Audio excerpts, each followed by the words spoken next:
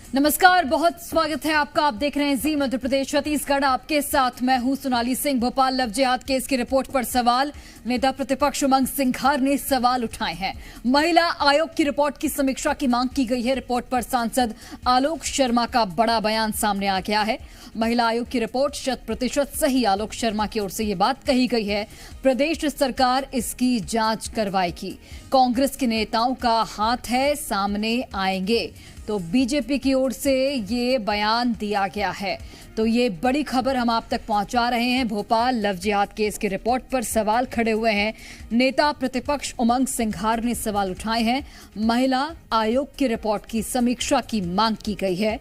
यहां पर नेता प्रतिपक्ष उमंग सिंघार की ओर से रिपोर्ट पर सांसद आलोक शर्मा ने हालांकि बयान दिया है और उन्होंने कहा कि महिला आयोग की रिपोर्ट 100% सही है। प्रदेश सरकार इसकी जांच करवाएगी। भारतीय जनता पार्टी किस प्रकार से काम करती है, समझते जितने महिला आयोग है या संवैधानिक आयोग है, क्या इनको निष्पक्ष काम करने दे रही है सरकार? इस पे भी एक प्रश्न चिन्ह होना चाहिए। और मैं समझता हूँ कि बार बार अगर सर्वोच्च न्यायालय, हाईकोर्ट अगर सरकार की कार्य प्रणाली पर टिप्पणी करते हैं तो इस देश के अंदर कोई भी रिपोर्ट कब मैनिपुलेट हो जाए पता नहीं।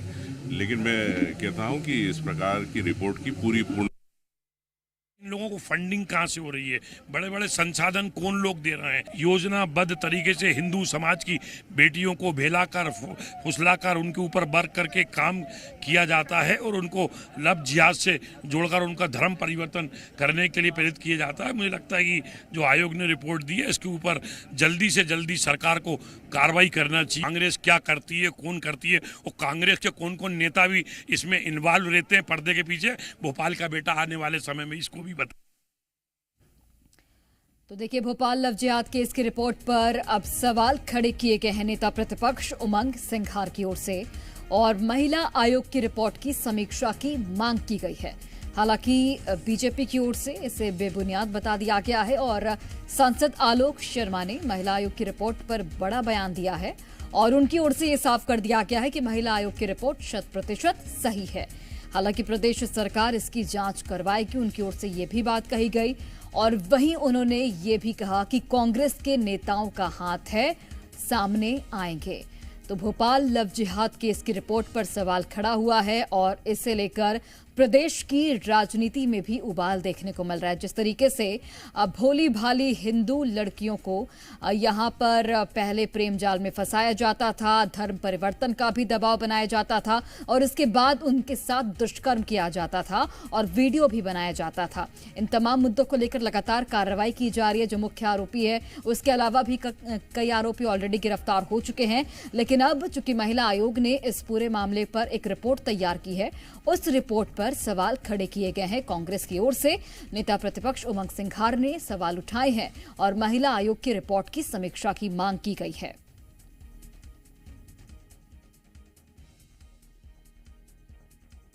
और सहयोगी दीपक द्विवेदी इस खबर पर लाइव जुड़ गए हैं। दीपक, इस पूरे केस को लेकर जो रिपोर्ट तैयार की गई महिला आयोग की ओर से, उस रिपोर्ट पर सवाल खड़े हो रहे हैं। नेता प्रतिपक्ष ने सवाल उठाए हैं और समीक्षा की मांग की है। हालांकि बीजेपी इन तमाम सवालों को बेबुनियाद बता रही है और रिपोर्ट को 100% सही बताया गया है।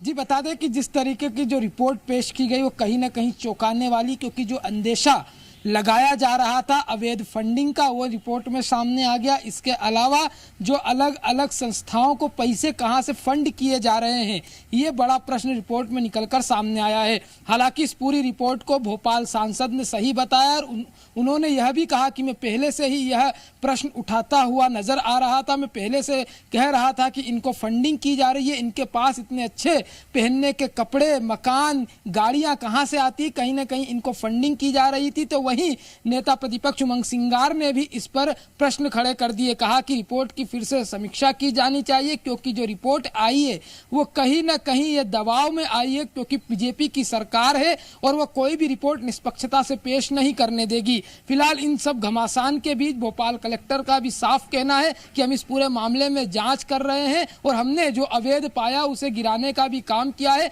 और रिपोर्ट में जैसे भी अवैध यदि कुछ पाया गया है उसकी जांच कराई जाएगी और उसके बाद सख्त से सख्त कार्रवाई की जाएगी। फिलहाल कार्रवाई का जिम्मा प्रशासन पर है। अब यह देखना होगा कि आखिरकार ऐसे अवैध गतिविधि करने वाले जो संचालित संस्था है और जहां से फंडिंग हो रही है उनके ऊपर क्या कार्रवाई और रोकथाम के लिए की जाती है। ठीक है, आपका बहुत धन्यवाद दीपक, जानकारी हम तक पहुंचाने